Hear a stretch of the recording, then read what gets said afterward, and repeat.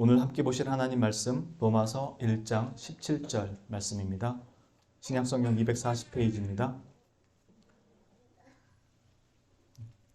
다 찾으신 줄 알고 오늘은 이 구절 한 구절 함께 합독하도록 하겠습니다. 함께 합독합니다. 복음에는 하나님의 의가 나타나서 믿음으로 믿음에 이르게 하나니 기록된 바 오직 의인은 믿음으로 말미암아 살리라 함과 같으니라. 아멘.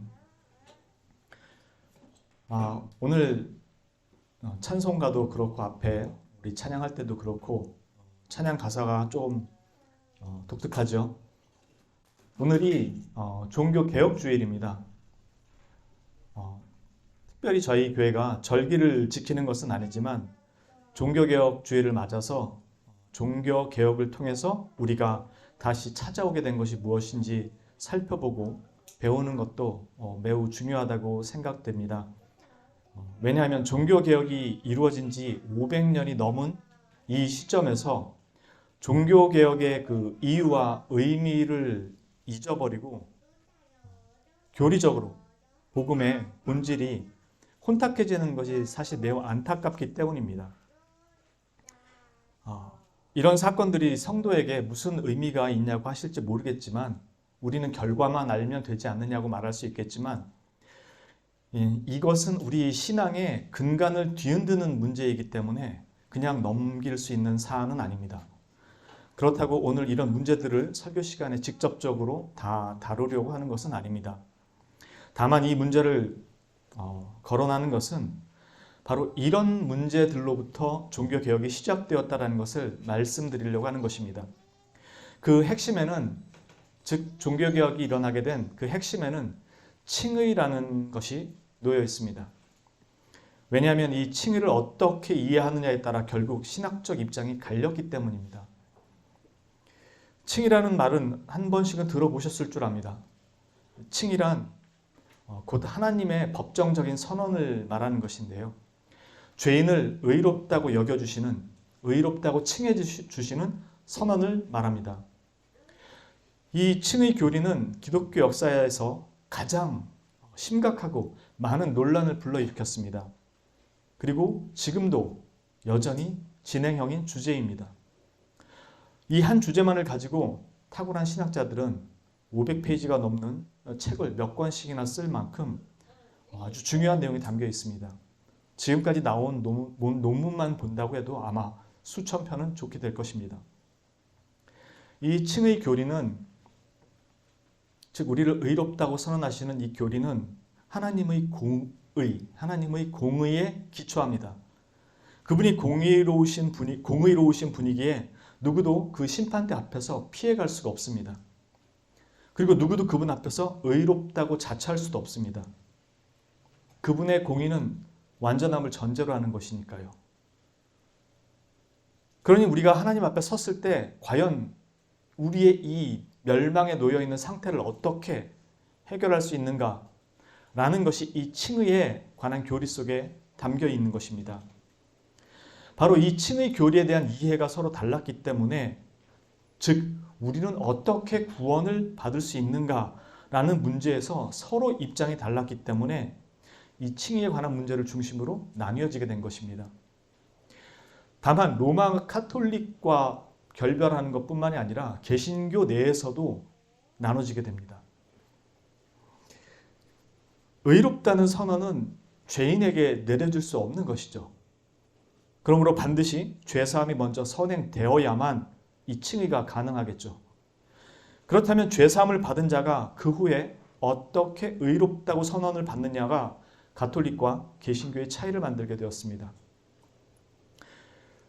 로마 카톨릭 교회는 이 칭의를 이해하기를 불의한 사람이 의로운 존재로 변화되면 그는 의롭다함을 받을 수 있다고 이해했습니다. 즉 불의한 자가 의롭게 되지 않는데 의롭다고 칭함을 받을 수 없다는 것입니다. 그들은 하나님은 어떤 사람을 의롭다고 하실 때 그가 실제로 의롭게 되기 전에는 결코 그를 의롭다고 선언할 수 없다고 주장했습니다. 왜냐하면 공의로우신 하나님께서 죄인을 의롭다고 선언하실 수 없다고 생각한 까닭입니다. 그러나 흥미로운 점은 로마 가톨릭도 사람은 스스로 의로워질 수 없다. 하나님 앞에 그 심판대 앞에서 견뎌낼 만큼의 충분한 의로움을 가질 능력이 없다는 것을 인정하고 있습니다. 그러나 그들은 그 은혜를 얻을 수 있는 방법이 있는데 그것이 교회에서 주는 세례를 통해서 하나님께로부터 그리스도의 의, 이 공로에 힘입은 그 의를, 그 은혜를 영혼에 주입시켜 주신다고 주장합니다. 신학적인 표현으로 은혜의 주입이라고 말합니다. 그리고 이 주입된 은혜를 통해서 비로소 당사자는 이 은혜에 힘입어서 자신 안에서 구원에 이르기에 합당한 상태에 가기까지 동의하고 이 은혜에 협력하여서 칭의에 이른다고 이야기를 한 것입니다. 이게 우리한테 훨씬 더 설득력 있게 다가옵니다. 우리가 생각할 때는 마저 하나님의 은혜가 필요하지. 그래서 은혜를 힘입어서 내가 그에 합당한 어느 정도 선을 이루어야지 하나님께서 의롭다 하시기에 맞는 것 같고 합당해 보이고 그래서 하나님을 따르지 않는 사람들이 심판받는 것이 공의로운 것 같이 여겨지고 그렇게 생각이 되죠. 그래서 우리가 오히려 이것이 더 익숙합니다. 한마디로 말해서 이 지금 주입된 은혜만으로는 의롭다는 선언을 받기에는 충분하지 못하다는 것입니다. 그래서 은혜를 주입받은 당사자는 그 은혜에 동의하고 협력하여 함께 일하고 칭의의 수준까지, 칭의를 받는 그 수준까지 이르러야 한다는 것입니다. 만일 그가 큰 죄를 범하지 않는 한, 심각한 죄를 범하지 않는다면 그리고 그에게 주입된 은혜에 힘입어서 자신이 협력하여 그 칭의의 상태를 잘 유지한다면 그는 구원을 받을 것입니다. 그러나 혹여 그가 큰 죄를 저지른다면 그에게 주입된 은혜를 상실하게 만들어버리고 의롭지 못한 상태로 되돌아가게 됩니다. 그 상태로 만일 죽는다면 그는 멸망의 자리에 가게 됩니다. 만일 심각한 큰 죄를 저지르지 않았지만 작은 소소한 죄들을 저지르고 죽는다면 그는 지옥도 천국도 아닌 중간 지역으로 갑니다. 바로 연옥이라는 곳에 머물게 됩니다. 정화의 장소라고 불리는 곳에서 그가 천국에 갈 만한 의를 다시 가질 수 있을 때까지 기다려야 합니다. 여러분이 들어보셨던 면죄부는 이 기간을 단축시켜 줄 수 있는 도구로 제시됐던 겁니다. 그리스도의 공로 이외에도 그리스도뿐만이 아니라 베드로나 마리아 같은 성인들은 자신 스스로 천국에 갈 수 있을 만한 충분한 공로를 쌓았을 뿐만 아니라 훨씬 더 많은 공로가 남아서 그것을 잉여 공로라고 하는데 아주 넉넉히 남은 공로가 있기 때문에 그걸 교회 창고에 쌓아두고 그것을 필요로 하는 사람들에게 이 잉여의 공덕을 나눠주는 것입니다. 교황은 면죄부를 발행해서 잉여 공덕을 다른 사람들에게 판매한 것입니다. 그리고 연옥에 있는 자들도 이 혜택을 누릴 수 있게 된 것이죠. 그래서 그는 비록 자기 문제를 다 해결하지 못하고 죽었을지라도 그의 후손들이 면죄부를 사서 조상들의 문제를 해결해 주는 것입니다. 우리나라 정서에 너무나 잘 맞죠. 조상을 섬기는 우리나라 같은 곳에서는요. 이것이 실상 로마 카톨릭, 즉 천주교 성당이라고 부르는 것이죠. 거기서는 사라졌다고 이야기하지만 실상 사라지지 않았다고 보이는 점이 뭐냐면 여전히 그들은 성지순례를 가거나 성인들의 유품, 성지순례 가서 성인들의 유품이나 그 동상 같은 데서 발을 문지르거나 그들의 유골을 보거나 조금이라도 접촉하고 오면 그만큼 자신이 성스러워지기 때문에 연옥에서의 기간이 단축된다는 것입니다. 면죄부하고 별로 다를 게 없죠. 사실 면죄부도 정확한 표현은 면벌부가 맞습니다. 이것을 가지고 우리가 면벌부가 사라진 것이라고 얘기할 수 있을까요? 그리고 만일 그가 큰 죄를 저질러서 심각한 세례를 받은 그 상태에서 주입된 은혜를 상실했다면 그는 이 잃어버린 은혜를 상실하는 방법으로 다시 세례를 받지 않습니다. 천주교도 다시 세례를 주진 않습니다. 대신에 다른 방편이 있는데 그것이 고해성사입니다. 그래서 가서 자신의 죄를 고백하고 거기서 사함을 받고 그에 따른 보속 행위, 즉 자기가 치른 죄에 대한 어떤 보속의 행위가 있죠. 그것을 통해서 다시 상실된 은혜를 채움받는 것입니다.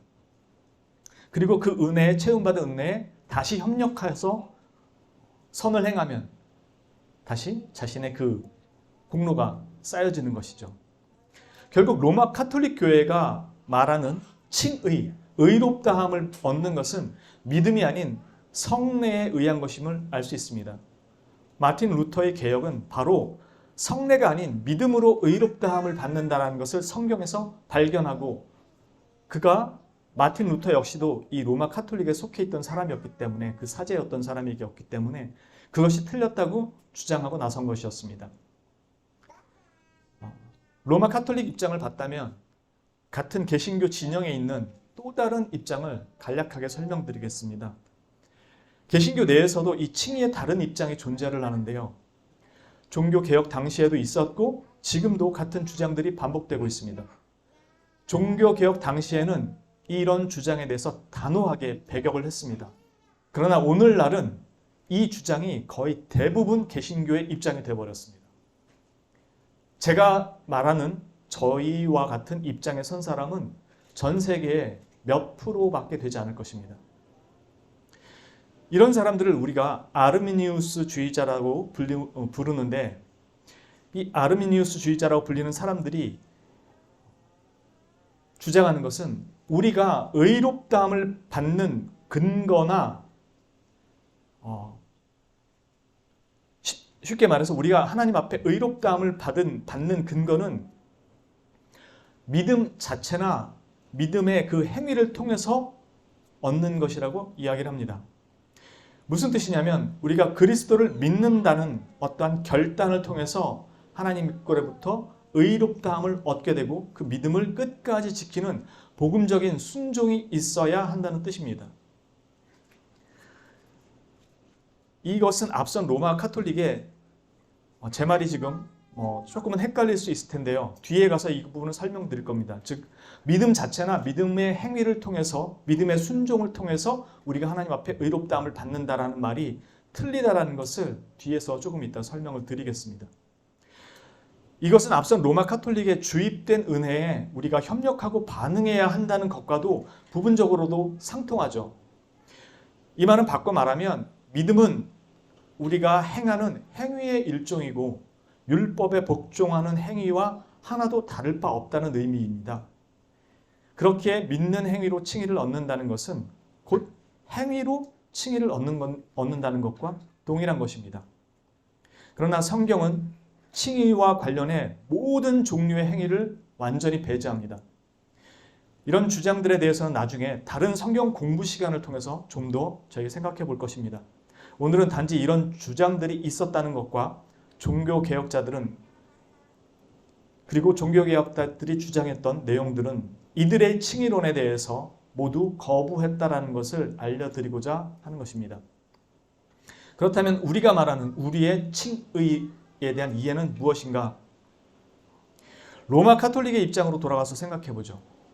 저들은 세례를 통해 주입된 은혜를 가지고 그 주입된 은혜를 통해서 우리가 선행을 할 수 있게 되었다고 말합니다. 그래서 그에 합당한 반응과 협력을 통해 선행을 함으로 실제로 의롭게 된 존재가 되었기 때문에 칭의의 상태에 이를 수 있게 되었다고 말합니다.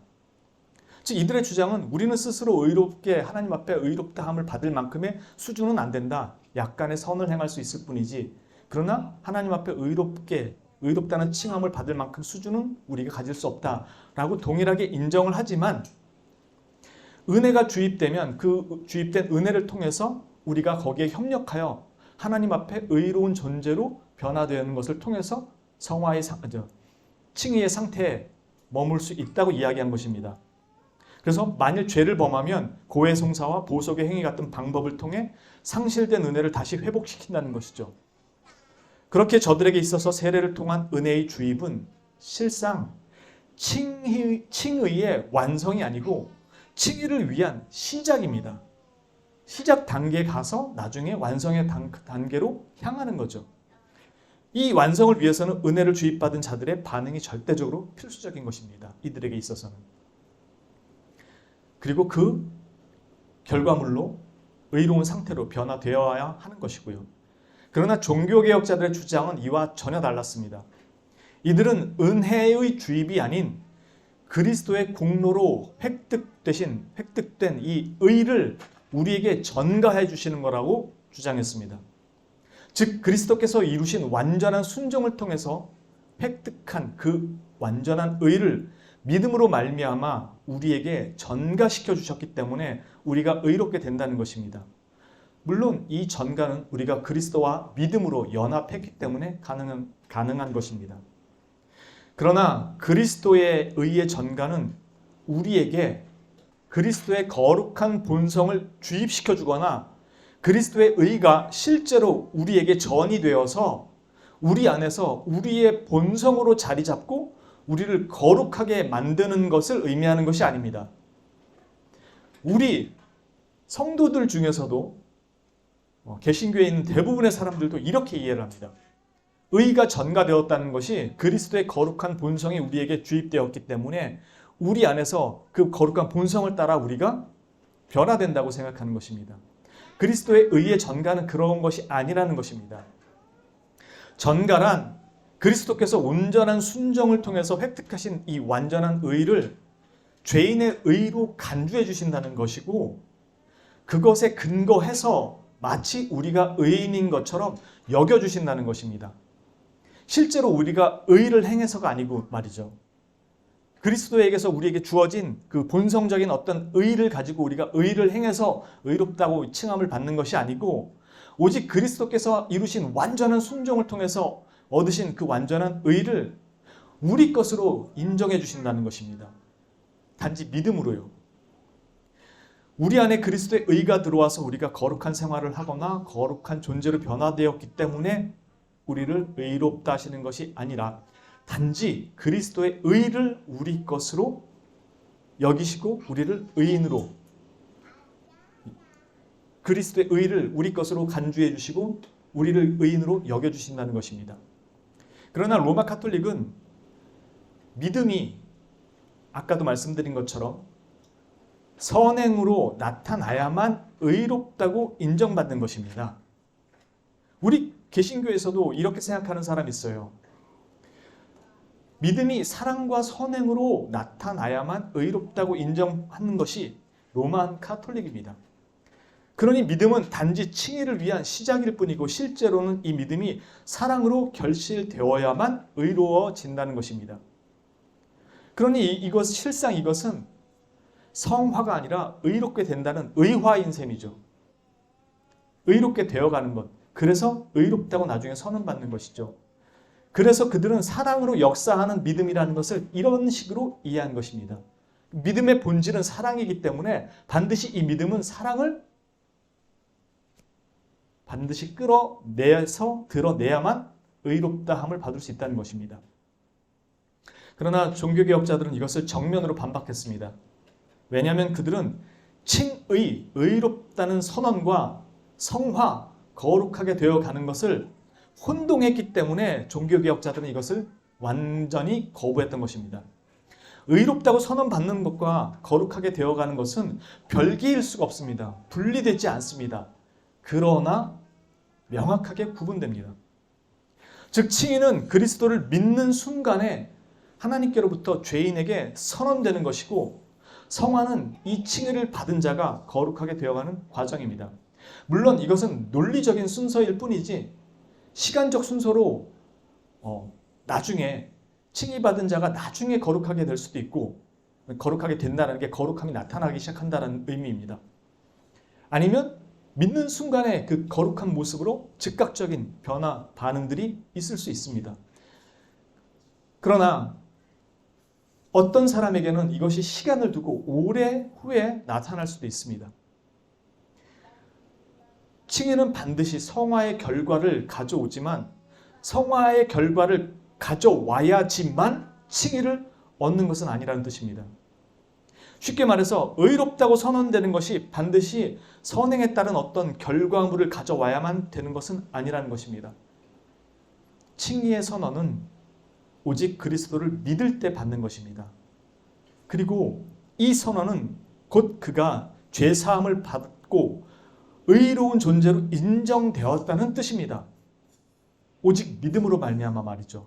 왜 그러냐면 그리스도께서 우리의 죄를 위하여 죄값을 다 치르셨을 뿐만 아니라 우리가 지켜야 할 모든 의의 율법도 다 이미 완성하셨기 때문에 우리가 그리스도를 믿을 때 그것이 우리에게 전가됨으로 말미암아 이미 그 자리에서 칭의가 선언되는 것입니다.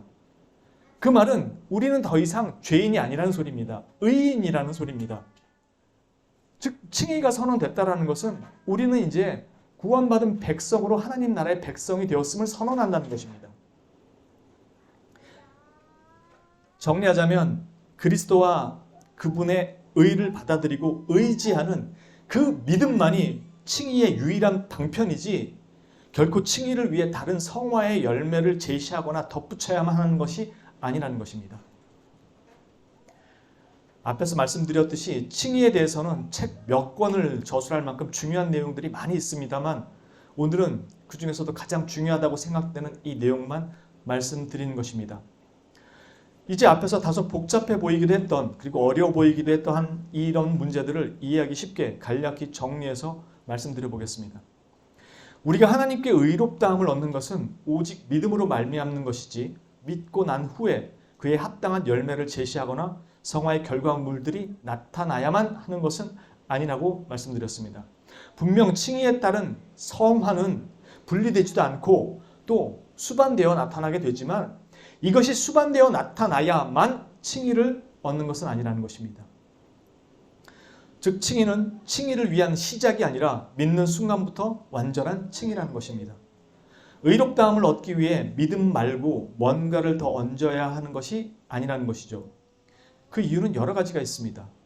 대표적으로 우리의 선행이 완전하지 않다는 것입니다. 즉 주입된 은혜를 통해서 우리가 의를 행해야 한다고 했을 때 이 의는 결코 완전하지가 않습니다.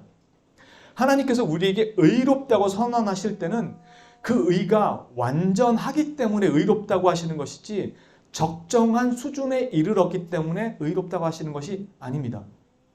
천국은 적정한 수준의 의로운 사람이 들어가는 곳이 아닙니다. 완전한 의를 가져야만 들어갈 수 있는 곳입니다. 왜냐하면 하나님이 완전하신 분이기 때문입니다. 로만 가톨릭에서 말하는 것처럼 천국에 들어갈 적정한 공로란 없습니다. 하나님께서는 완전하신 분이기에 우리에게 요구하시는 의도 완전한 의를 요구하시지 적정한 수준의 의를 요구하시지 않습니다. 그리고 이 세상에서 완전한 의를 가지신 분은 오직 그리스도 외에는 없습니다. 우리는 그리스도를 믿음으로 은혜를 주입받고 그 은혜의 힘으로 의를 실현해서 적정한 수준에 도달해서 의롭다함을 받는 것이 아닙니다. 우리의 칭의는 완전한 의를 조건으로 하는 것이지 적정 수준이 아닙니다. 그래서 우리는 바로 그리스도를 믿을 때 그리스도의 완전한 의를 우리 것으로 전가받는 것입니다. 다른 무엇을 여기에 더 보탤 수가 없습니다.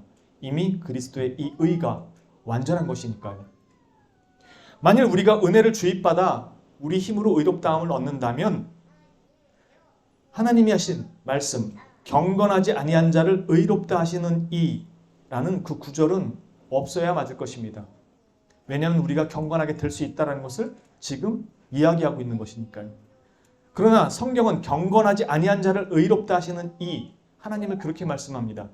즉 우리는 경건할 수 없음을 분명히 이야기하는 것입니다. 내가 노력해서 경건해져야 의롭다함을 받는다면 방금 말한 이 말은 안 맞는다는 뜻이죠. 우리가 믿음으로 말미암아 의롭게 된다는 말은 우리의 믿음이 우리의 의가 된다는 뜻이 결코 아닙니다. 우리의 믿음을 우리의 의로 여긴다는 말은 그런 의미가 아닙니다. 믿음은 결코 우리의 의가 될 수 없습니다. 이걸 잘 이해하셔야 합니다. 믿음이 만일 우리의 의가 된다면 믿음이 곧 우리가 지켜야 할 모든 율법을 준수했다는 뜻인데 믿음은 율법을 준수한 적이 없습니다. 율법에 대한 완전한 순종은 그리스도의 순종이었죠. 다시 말해서 그리스도의 공로가 우리의 의의 유일한 근거이지 믿음이 우리의 의의 근거가 아니라는 것입니다. 아까 전에 말씀드렸던 아르미니우스주의자들 역시도 믿음의 순종, 믿음 자체, 그것이 우리의 의라고 얘기하는 것이 틀린 이유 중에 하나가 바로 이것 때문에 그렇습니다. 지금 이 말을 좀 더 쉽게 얘기한다면 우리가 하나님 앞에서 죄를 짓고 나서 하나님 앞에서 회개하면서 용서해 주실 줄로 믿습니다를 연발하면, 그리고 이를 악물고 다짐하면서 없는 믿음을 쥐어 짜내가면서 믿습니다를 강조한다고 하나님께서 우리의 믿음을 보시고 어이구 이 녀석 그래도 믿음을 가지고 있구나 하시며 우리를 용서하시고 의롭다라고 말씀하시는 것이 아니라는 말입니다. 하나님께서 우리를 용서하시고 자비를 베푸시며 의롭다고 하시는 유일한 근거는 우리의 회개나 믿음 때문이 아니라 오직 그리스도의 공로, 그리스도의 의를 보시고 하시는 선언입니다. 우리는 믿음으로 그 그리스도의 공로를 우리 것으로 가져왔을 뿐입니다. 그리스도께서 이루신 이 공로는 우리의 모든 죄를 사하시고 앞으로 지을 모든 죄까지도 이미 다 사하신 것이고 우리가 지켜야 할 모든 의의 율법을 다 완수하신 것이기 때문에 우리가 짓는 죄에 대해서 더 이상의 하나님께서 우리에게 그 죄값을 요구하시지 않는다는 것입니다. 물론 우리에게서 죄책이 완전히 제거가 되었지만, 우리 죄로 인해서 죄책이 완전히 제거가 되었지만 우리 안에 있는 이 죄성은 여전히 우리 안에서 우리의 발목을 잡고 있습니다. 그래서 하나님이 이 죄 자체를 유죄라고 선언하고 계시기 때문에 우리는 죄를 저질렀을 때 우리 안에서 그리스도의 하나님의 율법으로 말미암아 죄는 유죄라고 선언된 것으로 인해서 우리가 짓는 행위 자체에 대해서 이것이 하나님 앞에 범죄한 것이라는 사실 때문에 죄의식과 죄책감을 가지게 됩니다. 그래서 회개와 용서를 구하는 자리로 나아가는 거지 우리가 믿음으로 구해야만 죄 사함을 받고 용서를 받는 것이 아니라는 것입니다. 이미 그리스도의 공로로 다 사함을 받았고 내가 지키지 못한 모든 율법도, 그리고 내가 살면서 지켜야 될 모든 율법도 이미 다 지키신 것입니다. 그래서 믿음은 결코 우리의 의가 될 수가 없어요. 하나님 앞에 그 믿음으로 우리를 의롭다함을 달라고 요구할 수 있는 것이 아니고 그리스도의 공로로 이미 그 모든 것이 해결되었기 때문에 믿음으로 그리스도를, 그분을 붙잡는 것입니다. 이런 지금 말씀드린 내용들은, 이 믿음은 단지 그리스도의 의를 가져온 수단일 뿐입니다. 믿음이 의가 아닙니다. 우리가 믿겠다고 결단하는 그 결연한 의지나 행위가 하나님 앞에 의롭다고 여겨지는 행위가 아니라는 것입니다. 이 믿음의 순종은 결코 우리의 의가 될 수 없습니다. 오직 그리스도의 공로만이 우리의 유일한 근거, 의의 근거입니다. 결론적으로 이 내용을 정리하자면, 결론적으로 믿음은 대상에 관한 것이지 어떤 일이나 현상이 될 수 없다는 것을 이야기하는 것입니다. 어떤 현상이나 일에 대한 확신이 아니라는 것입니다. 될 줄로 믿습니다가 아니고 믿음은 바로 우리의 대상 되시는 그리스도에 대한 것입니다.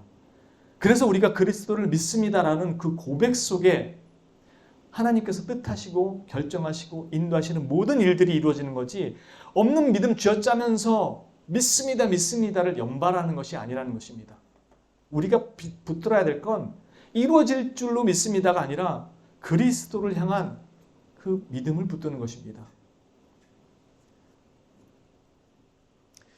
우리의 믿음의 결단이나 확신이 하나님의 공의를, 그 하나님이 요구하시는 공의를 만족시키거나 의롭다함을 받고 죄사함을 받기에 합당한 것이 아닙니다. 오직 그리스도께서 이루신 공로가 그 의가 되는 거죠. 믿음은 단지 이것을 우리의 것으로 가져오는 수단일 뿐입니다.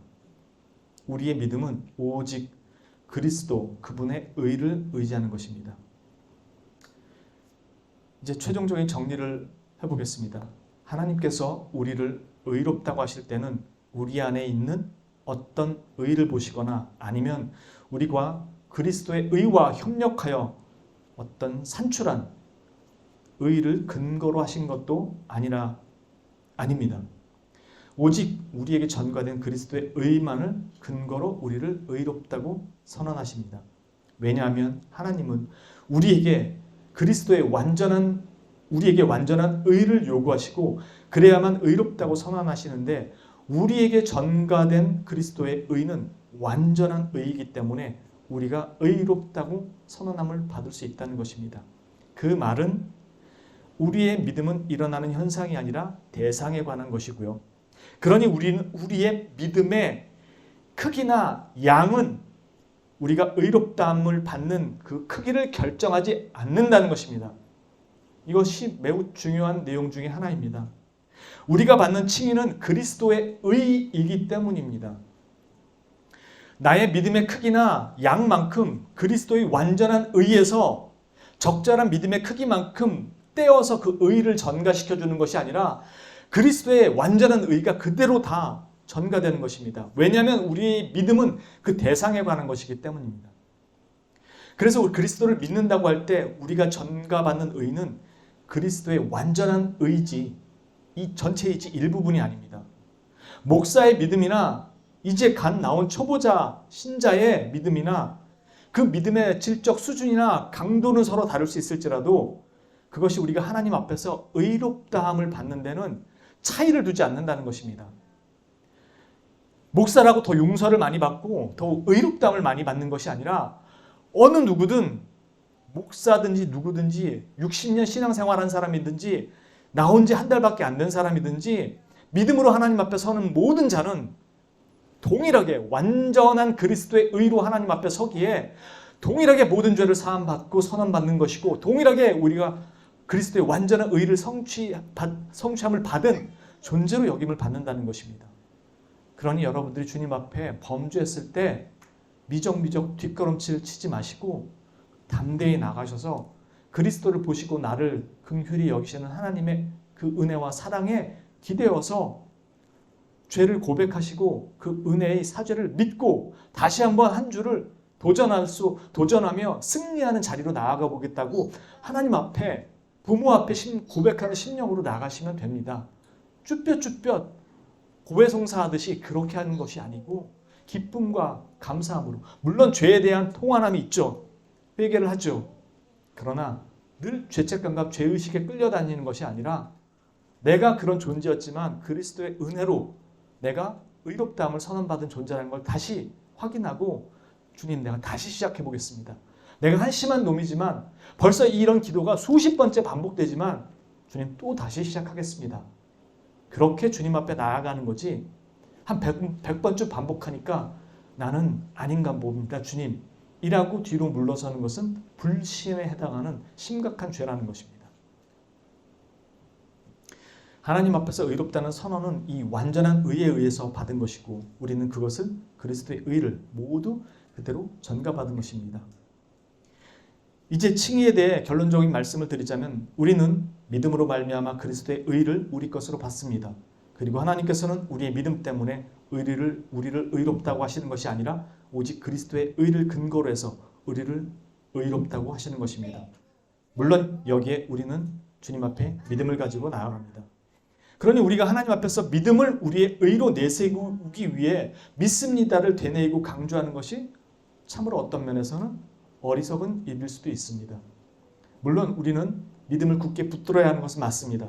그러나 믿습니다를 연발하는 자기 확신이 하나님 앞에 의롭다함을 받고 용서함을 받는 근거는 결코 아니라는 것입니다. 나를 용서해 주셨을 줄 믿습니다. 용서해 주셨을 줄 믿습니다가 용서를 받는 근거가 아니라는 것입니다. 그건 내가 불신하고 있다는 겁니다. 나는 그리스도로 말미암아 이미 앞으로 지을 죄까지도 용서받은 자입니다. 구원파들도, 회개가 필요 없다고 얘기하는 구원파들도 우리보다 강한 그런 신념을 가지고 있는데, 하물며 믿음을 가지고 있는 우리가 용서받은 것에 대해서 못 받았을 수도 있을까? 못 받으면 어떡하지? 라는 걱정을 안고 있다면 더 심각한 문제가 아닐까요?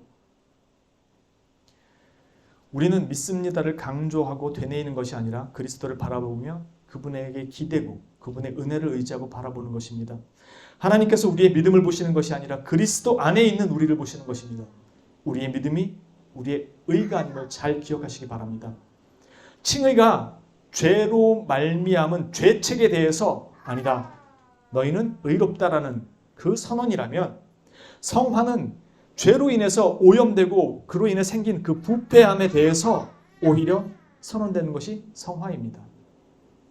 즉 죄책으로 인한 우리에게 선언된 정죄와 형벌에 대해 의롭다는 선언은 곧 죄사함과 영생에 대한 권리를 너희가 가졌다라는 것이고, 이 칭의는 이미 죄로 인한 오염과 부패로부터 우리에게 새로운 생명으로 성결하게 변화되어 가는 것을 성화라고, 이 부패와 오염과 반대로 말하고 있는 것입니다. 그러므로 우리가 믿음으로 말미암아 칭의를 얻었다면 우리의 성화는 필연적으로 결과됩니다. 사람에 따라 이에 대한 반응과 시간이 차이가 있을 뿐입니다. 죄 사함 없는 칭의가 없고 칭의 없는 성화는 없기 때문입니다. 우리가 참으로 그리스도의 은혜를 알고 우리에게 선언된 의롭다함의 이 깊이를 인식하고 깨닫기 시작할 때 우리 안에서 조명되는 하나님의 은혜를 통해서 우리는 죄를 사함받았다는 것을 알게 됩니다. 즉 하나님 편에서만 의롭다 선언하시는 것이 아니라 우리 안에서 성령의 조명을 통해서 새 생명이 들어온 자에게 죄 사함을 받았다라는 그 조명이 비춰지기에 깨닫게 되는 것입니다. 그리고 자신의 믿음 없음에도 우리를 사랑하시고 용서하시며, 여기서 믿음이 없다는 건 아예 믿음이 없다는 의미가 아니라 여전히 연약한 믿음을 가진 우리를 사랑하시고 용서하시며 긍휼을 여전히 베푸시고 붙드시는 하나님의 은혜와 사랑을 비로소 잘 알고 느끼기에 다시 이전의 자리로 돌아가는 것을 바라지 않게 됩니다. 스스로 하나님의 사랑에 반응하며 하나님의 율법을 지키고 따르기를 원하게 됩니다. 그렇게 그는 성화의 자리로 옮겨가게 됩니다. 그래서 칭의와 성화는 분리되지 않지만 칭의를 통해 우리는 이미 의롭다함을 선언을 받고 모든 형벌로부터 면제되고 의인으로 여김받고 새 생명의 삶을 살도록 부름받은 것입니다. 이것이 종교개혁가들이 다시 찾아온 칭의의 놀라운 교리고 은혜의 교리입니다. 우리 모두 이 은혜의 선언을 잘 기억하십시오. 그리고 나중에 이 부분에 대해서 또 더 배우겠지만 바로 이 믿음으로 얻게 된 이 칭의는 믿음 역시도 하나님께서 선물로 주셨다는 것입니다. 내가 하늘에 떠다니는 어떤 믿음이라는 것을 붙잡아서 구원을 획득한 것이 아니고 그 믿음조차도 하나님께서 찾지도 구하지도 그리고 어떻게 해야 될지도 모르는 자들에게 먼저 찾아오셔서 하나님의 은혜를 우리에게 보이시고 그 은혜의 선물을 주셨다는 것입니다. 우리 모두 이 은혜의 선언을 받은 자라는 것을 믿어 의심치 마시고 오직 그리스도의 공로에 의지해서 더 나은 생명의 자리로, 그리고 죄에 걸려 넘어지더라도 한 걸음 더 그리스도 앞으로 나아가는 그 은혜를 사모하며 도전하는 성도님들이 되시기를 주님의 이름으로 진심으로 축원합니다. 기도합니다. 거룩하신 하나님 아버지, 감사합니다. 죄인들을 부르시고 그들을 의롭다고 선언하신 하나님의 그 은혜와 사랑이 참으로 크고 감사할 뿐입니다. 우리가 주님을 필요로 하고 주님을 알고 주님을 구하기 전 우리에게 그 아들을 내어주시며 생명의 길로 오라고 부르시고 믿음으로 말미암아 우리에게 그 모든 영생의 특권들을 허락하신 그 은혜를 주님 다시 보게 하시고 우리가 가진 이 모든 죄사함과 영생의 권리들이 얼마나 크고 복된지를 다시 생각하며 그리스도인의 삶을 다시금 한 걸음씩 성큼성큼 나아갈 수 있도록 인도하시고 붙들어 주시옵소서. 이 모든 것들을 감사드리옵고 거룩하시고 우리의 구속주요 대속주 되시는 구주 예수 그리스도의 이름으로 감사드리며 기도합니다. 아멘.